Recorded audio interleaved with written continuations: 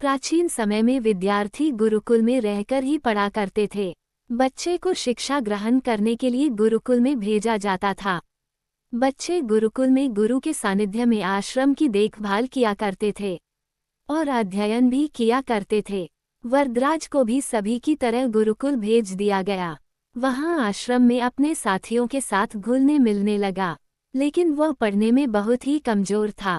गुरुजी की कोई भी बात उसके बहुत कम समझ में आती थी। इस कारण सभी के बीच वह उपहास का कारण बनता है। उसके सारे साथी अगली कक्षा में चले गए, लेकिन वो आगे नहीं बढ़ पाया।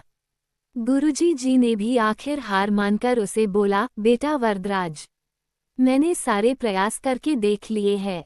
अब यही उचित होगा कि तुम यहाँ अपना समय बर्बाद मत करो। अपने घर चले जाओ और घर वालों की काम में मदद करो। वरदराज ने भी सोचा कि शायद विद्या मेरी किस्मत में नहीं है, और भारी मन से गुरुकुल से घर के लिए निकल गया। दोपहर का समय था। रास्ते में उसे प्यास लगने लगी। इधर उधर देखने पर उसने पाया कि थोड़ी दूर पर ही कुछ महिलाएं कुएं से पानी भर रही थी। वो कुएं के पास गया। वहां पत्थरों पर रस्सी के आने जाने से निशान बने हुए थे, तो उसने महिलाओं से पूछा, ये निशान आपने कैसे बनाए? तो एक महिला ने जवाब दिया, बेटी, ये निशान हमने नहीं बनाए।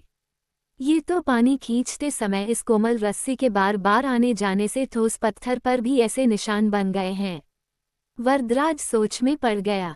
उसने विचार किया कि जब एक कोमल से रस्सी के बार बार आने जाने से एक ठोस पत्थर पर गहरे निशान बन सकते हैं, तो निरंतर अभ्यास से मैं विद्या ग्रहण क्यों नहीं कर सकता।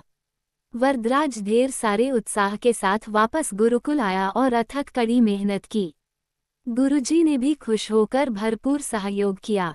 कुछ ही सालों बाद यही मंदबुद्धि बालक वरदराज आगे चलकर संस्कृत व्याकरण का महान विद्वान बना, जिसने लघु सिद्धांत कौमुदी, मध्य सिद्धांत कौमुदी, सार सिद्धांत कौमुदी, गीर्वाण पद मंजरी की रचना की।